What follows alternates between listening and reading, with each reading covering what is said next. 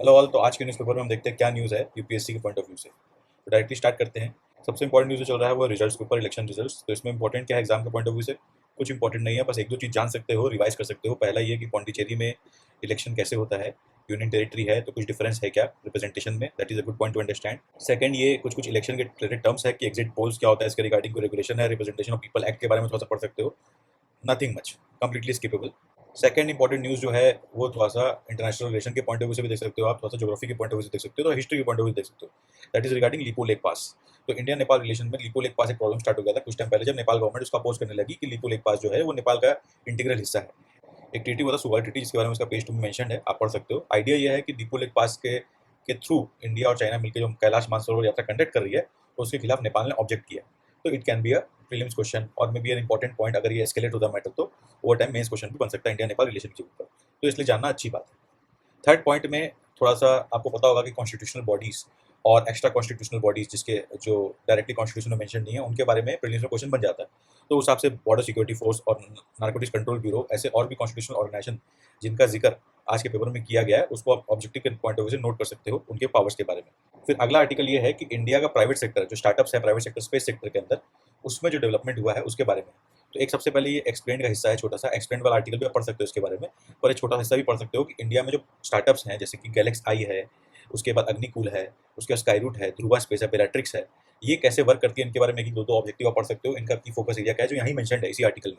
जैसे गैलेक्स आई जो है, अभी रिसेंटली उसने क्या किया, गैलेक्स आई ने एक ऐसा सैटेलाइट भेजा जो कि जिसका नाम उन्होंने दृष्टि रखा, जो ऑप्टिकल और रेडार इमेजेस दोनों एक साथ कैप्चर कर सकता है, जो वर्ल्ड की ऐसी पहली सैटेलाइट है। इसके पहले या तो रडार बेस्ड कैप्चर होता था इमेज या ऑप्टिकल सेंसर। अब ये जो ऑप्टोसार टेक्नोलॉजी जो गैलेक्साई यूज किया है, ये वर्ल्ड की फर्स्ट है कि सैटेलाइट में, उसके दृष्टि सैटेलाइट में।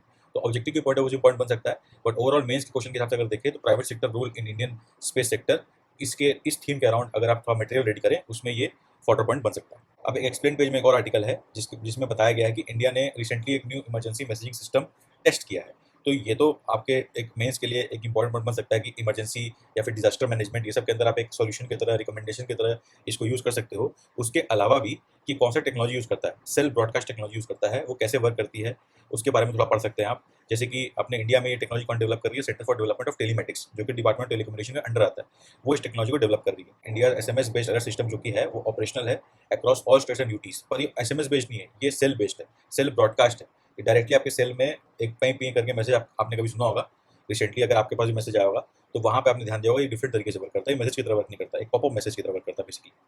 ये एशिया में, जापान में, साउथ कोरिया में, सिंगापुर में, यूएस में, यूरोप में काफ़ी जगह इंप्लीमेंटेड है। तो ये टेस्टेड एंड टेस्टेड मेथड है, तो इट इज़ यूजफुल। फिर एक नेक्स्ट आर्टिकल है डिफेंस सेक्टर के अंदर, जहाँ पे एक न्यू टेक्नोलॉजी के बारे में बात की, एक न्यू मिसाइल जो कि बेसिकली डीआरडीओ और इंडियन नेवी ने मिल के टेस्ट किया है रिसेंटली। इसका नाम है NASM-SR, इसका फुल फॉर्म है naval anti ship missile short range का मिसाइल है। तो 55 इसका रेंज क्या, 55 किलोमीटर। इंडिया के पास ऑलरेडी एक सी ईगल मिसाइल है जो कि ब्रिटिश ऑरिजिन का है, जो इंडिया यूज़ करती है इस पर्पज़ के लिए।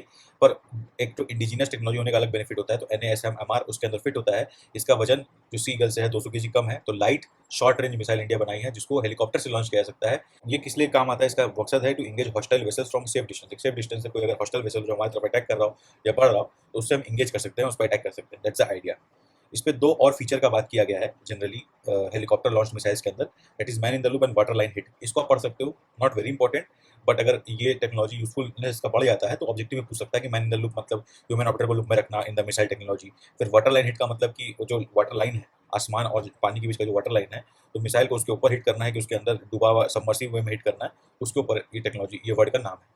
अब इकोनॉमी पेज में एक आर्टिकल है जहाँ पे शांति एक्ट के बारे में बात किया गया है, जहाँ पे प्राइवेट प्लेयर्स को गवर्नमेंट अलाउ कर रही है कि सिविल न्यूक्लियर पावर सेक्टर में एंटर करे। तो इससे एक मेंस का अच्छा मुद्दा हाईलाइट होता है कि इंडिया सिविल न्यूक्लियर प्रोग्राम जो इंडिया काफी टाइम से ट्राई कर रही है, और उसके अंदर स्पेसिफिकली इंडिया क्या डेवलपमेंट रहा पिछले लास्ट 60-70 ईयर्स में, क्योंकि काफी स्लो डेवलपमेंट हो रहा है इस प्रोग्राम के अंदर।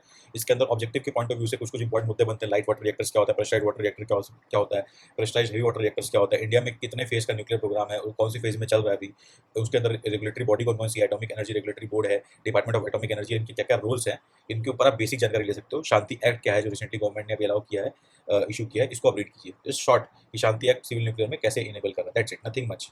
फिर अगला एक सबसे इंपॉर्टेंट आर्टिकल जो है मेरे हिसाब से, जो एनवायरमेंट सेक्टर में रोल प्ले करेगा, that is end of life vehicle rules. Basically environment protection rules जो है इंडिया के अंदर, उसमें end of life vehicle rules बनाया गया है रिसेंटली 2025 में से जनवरी में लॉन्च किया गया, जिसके अंदर मुद्दा क्या है कि अकाउंटिंग स्टैंडर्ड क्लॉज गाइड किया गया है, जिसमें कंपनीज प्रोविजन बनाएंगी ऐसी व्हीकल्स के लिए जो इन्होंने बेचा हो रेट्रोस्पेक्टिवली, ठीक है, इन्वायरमेंटल कंपनसेशन देने के मुताबिक कि ये व्हीकल हमने मार्केट में बेचा, इससे एनवायरमेंट क्या इंपैक्ट हुआ, उसके बिहाफ में कंपनसेशन देने के लिए प्रोविजनिंग बनाएगी। तो इससे काफ़ी कंपनी घबराई हुई है। इससे ऑटो मेकर इंडस्ट्री में थोड़ा सा खौफ है कि इतना काफ़ी पैसा खर्चा हो जाएगा, ऑब्वियसली कोई भी कंपनी को फर्क पड़ेगा। तो इट इज़ एन इंपॉर्टेंट मुद्दा जहाँ आप इन्वायरमेंट के पॉइंट ऑफ व्यू से समझ सकते हो, और इसको इकोनॉमी में भी यूज़ किया जा सकता है फॉर पॉइंट। फिर एक लास्ट पॉइंट जो बनता है आज के दिन में, वो यह है एशियन डेवलपमेंट बैंक ने प्रतिज्ञा ली है कि हमने क्या करेंगे, 70 बिलियन न्यू एनर्जी और डिजिटल इंफ्रास्ट्रक्चर डेवलप करने में across Asia and Asia Pacific में यूज़ करेंगे 2035 तक, जिसमें हम लोग एनर्जी और डिजिटल एक्सेस को इम्प्रूव करने के लिए मेजर इन्वेस्टमेंट करेंगे। तो कैसे इंपॉर्टेंट है, बहुत ज़्यादा इंपॉर्टेंट डायरेक्टली तो नहीं है, पर as a fodder point in mains. Second, Asian development bank क्या है, कौन कौन सी कंट्री है उसके अंदर, क्या इसका मेन ऑब्जेक्टिव है, ये हल्का रीड कर सकते हो आप। इसको 2-3 मार्क्स में पूछा जा सकता है किसी भी तरह यूपीएससी के अंतर्गत, otherwise not very relevant. That's it, यही था आज का न्यूज़पेपर में।